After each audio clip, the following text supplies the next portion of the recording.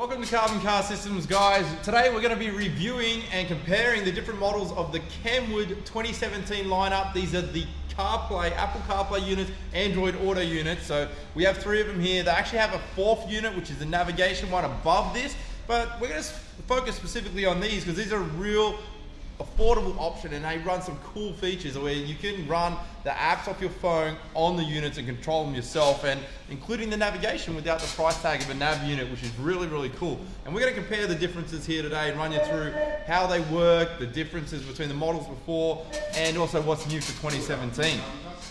Now, so these new units, I'm going to talk specifically first about these two. This is the Kenwood DDX9017WS. This is a widescreen unit.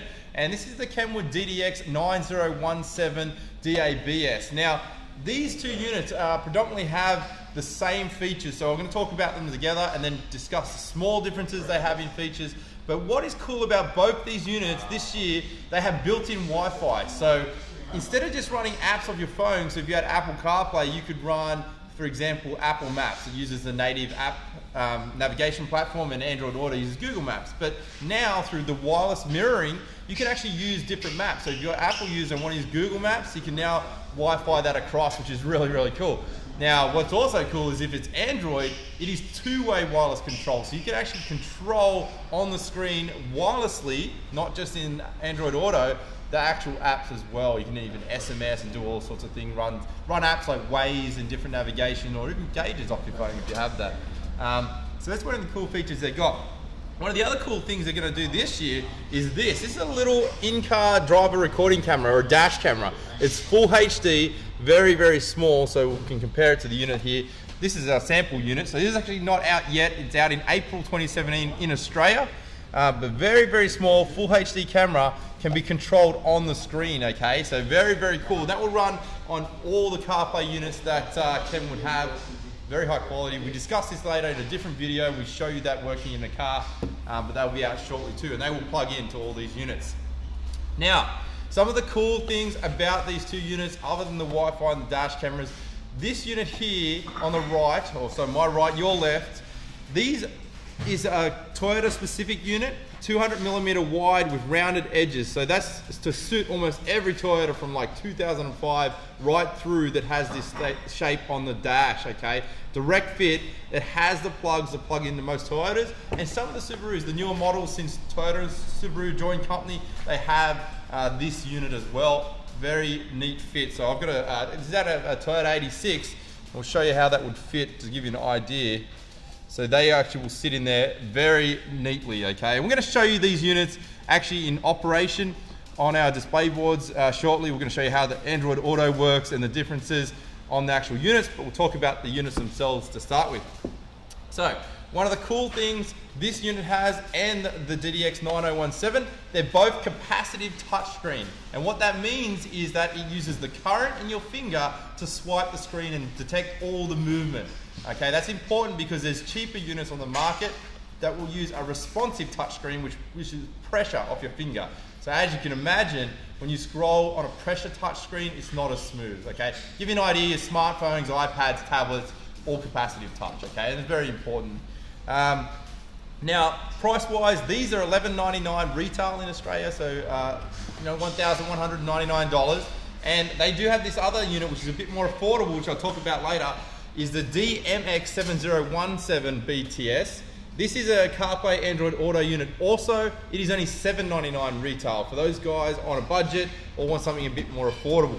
Okay, we'll talk about some of the differences in just a moment. This unit here is the standard doubled in size as compared to this one on the right, or your left again. This is a standard for all those other vehicles that are not Toyota, basically. This will fit with fascia panels, almost 80% of the vehicles out there. That's a standard doubled in size, very cool. Like I said, capacitive touch. Now, cool features for both. They both run dual USBs. Very important because you can run Apple CarPlay or Android Auto. So you can even run both at the same time. Well, sorry, you can't use it at the same time, but have different phones plugged in. Very cool, okay? The one on the left, the gray port is actually for the Android one, and the black port is actually for the CarPlay, okay? So CarPlay will only work in this black port. And this is an addition they've done this year. They've actually shortened these cables for a good reason. because the longer the cables are, the less current draw. So you have a voltage drop over time, over distance, sorry, and the CarPlay wouldn't work on some of the longer cables they had on last year's model. So very, very cool when you're adding USB flush mount extensions and things, now they'll work. So that was kind of a cool thing they fixed this year. Very, very good. We also have dual camera inputs, so it will actually take video in, like reverse camera, and it'll also take the driver recorder camera or a front camera. So that's your option. So these two have dual video inputs, okay? The one on the left does not. It only has reverse camera input, but it will still take the dash camera input as well. Now, between these two units, the one on the right, the Toyota one, this one here has one key feature that is different other than being suited for the Toyota. It has gestures. So you can actually wipe your hand in front of it, or left to right, up or down, and it can do different things. So if you want to switch to CarPlay, you can swipe up. If you wanted to switch to your reverse camera, swipe down. And you can customize that, which is kind of cool. So that's unique to this unit here. What it doesn't have is DAB plus radio, which is digital radio. This unit here does, okay? The 9017 has DABS, DAB plus. Now, that's just extra radio stations. They both still have AM, FM, really clear digital signal, but this is DAB plus. It comes with the antenna, which it must run a separate antenna for that, which is an on-glass antenna. We'll show you that a little bit later as well. So that's the differences between the two units. They will both run dual phones, so they will run two phones simultaneously at one time, which is great for you and your partner in the car. You both stream music without having to unpair and pair, or you can use your personal phone and work phone at once, and they'll both work at the same time. So that is one of the cool things these two have, dual phone. And they also do high-res audio files this year, and they're really focusing on that this year, Kenwood, to give real high-quality sound for that audio file out there. One of the cool additions we noticed was on the back here, they're actually using gold-plated terminals now. So that's actually a better conductor for sound quality. So that was on these two units as well, and they do the high res. So that's the main differences in the new units from last year. So very, very cool. We'll show you how they work in a minute. They did a few feature differences on screen in the software and a few improvements, but we'll show you that as they work. Now, this one here, guys, it was just a great little addition to the lineup. $799 retail is actually pretty cool in terms of pricing point. Now, the reason they achieved this was it is mechless. So that means no CD, no DVD. It is straight digital media, which is basically USB, which you have two, phones, audio streaming, and any apps that you can run through through the actual Apple CarPlay, which is like Spotify and things like that. So you can actually do that, which is kind of cool these days. A lot of people use digital media, so a good way to go for them. Trimmed down version, okay. This does not have Wi-Fi, does not have built-in Wi-Fi. You cannot even add the Wi-Fi dongle anymore because they don't have the HDMI port on any of these at all anymore. So there's no more wireless mirroring for this model.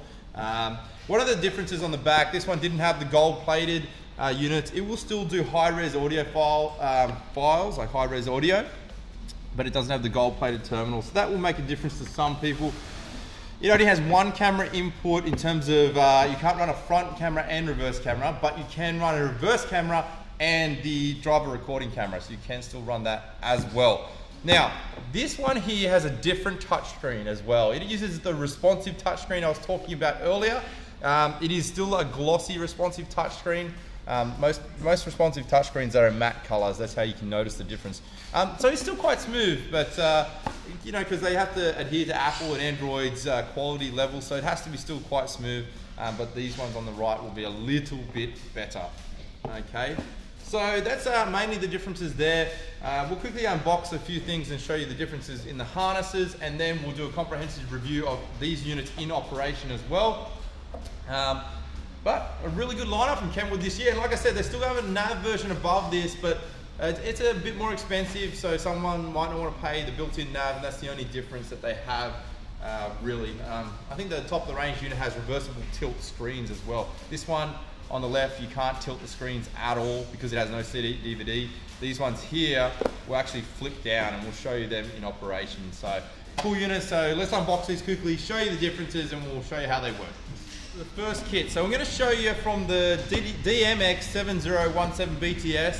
This is the mechless one. I'm going to show you everything out of that kit because then there's only one or two differences with the above units. I'm going to show you what that stuff is that comes inside the box. So first up, you have a main power harness, okay? This will do all your powering up and your speakers. This is a GPS receiver which simply plugs in the back to make the Apple CarPlay and Android Auto more accurate. It actually doesn't have built-in nav, but it helps with accuracy. Then you have two extension USBs. They're color-coded to make it easily. A fascia panel just to make, if you're mounting and making your trims on fascias a little bit neater, won't fit on all cars. You have remote control over here and an instruction manual. You have some fitment screws, some batteries for the remote. You have this is a little metal plate to increase the sensitivity of your GPS that will mount on that as you do it in the car, okay? And then you have an external microphone for clear talking. And this is the steering wheel remote wiring, okay? There is 3 wires on this. This is universal. It has built-in steering wheel control interfacing on the Kenwood unit for analog steering wheel controls. Now, if you go on the Kenwood website or even in the catalog, it'll give you wiring for most common vehicles and you can actually see how to do that yourself.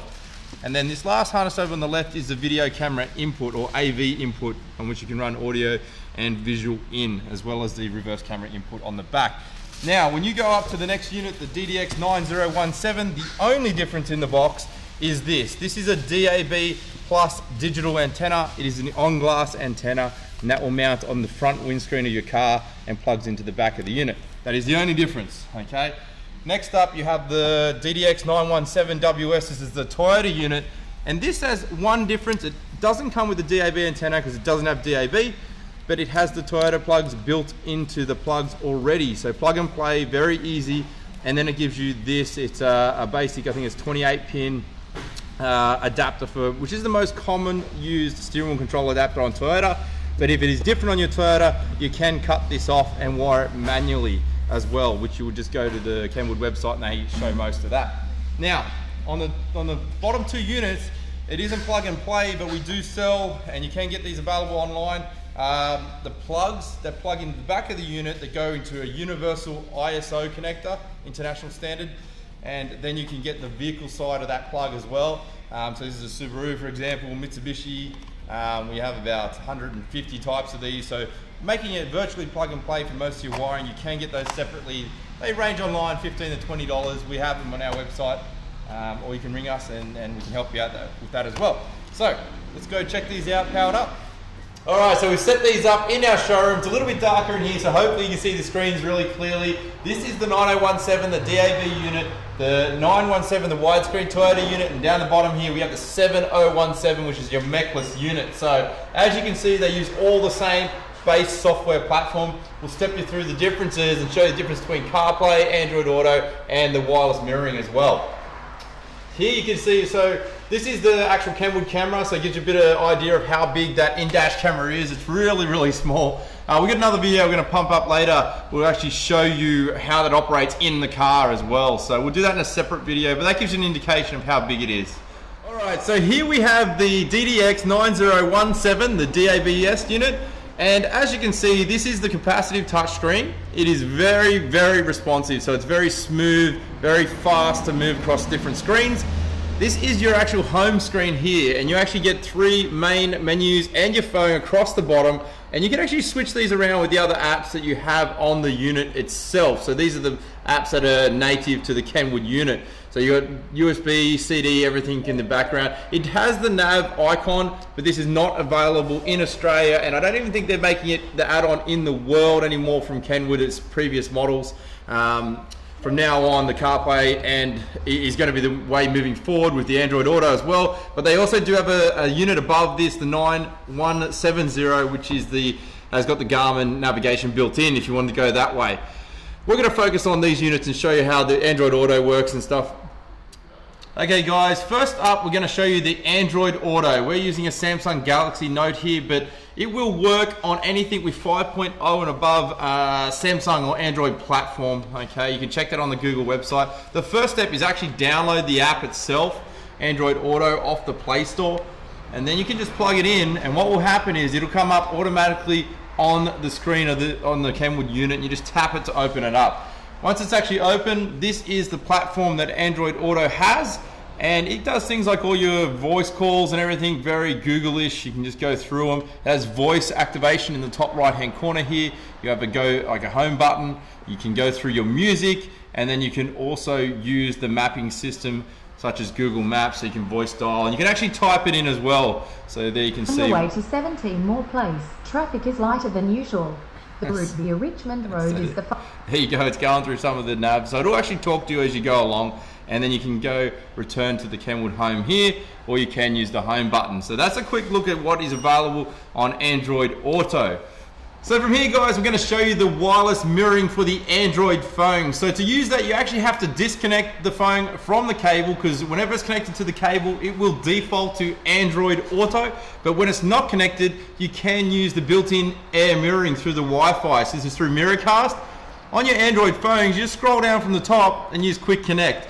It'll ask you to pair to the phone. We've already connected to the unit earlier, and you'll select Car Multimedia and go Screen Mirroring. This is really, really cool because it'll allow you to use apps such as the HEMA maps, the four-wheel drive stuff. For all those guys out there that go four-wheel driving, you can use Waze navigation that Dave's got here on the phone. But what is awesome is that this, on the Android, the wireless mirroring is actually two-way compatible. And you can go through all the apps, do anything you need to on the screen. It will default to this vertical orientation, but as you go into maps or anything that has a horizontal display, you can actually, it will orientate with the phone. Okay, so you can see there, once we switch it around, it will orientate back to where you have to be. You can use anything such as Instagram or whatever you need. So that's very, very cool. So Dave's got awesome motocross stuff on his Instagram page there. But that is the new feature for the Wi-Fi, and definitely worth a look at, allowing you to use a lot more apps than just those native Google apps. So now we're going to take you through the Apple CarPlay, guys, on these units. That was the Android Auto and the wireless mirroring. So Apple CarPlay works on anything iOS, Apple iPhone 5 and above, anything with the Lightning connector. As soon as you plug it in, it'll actually activate. There's no need to download any apps.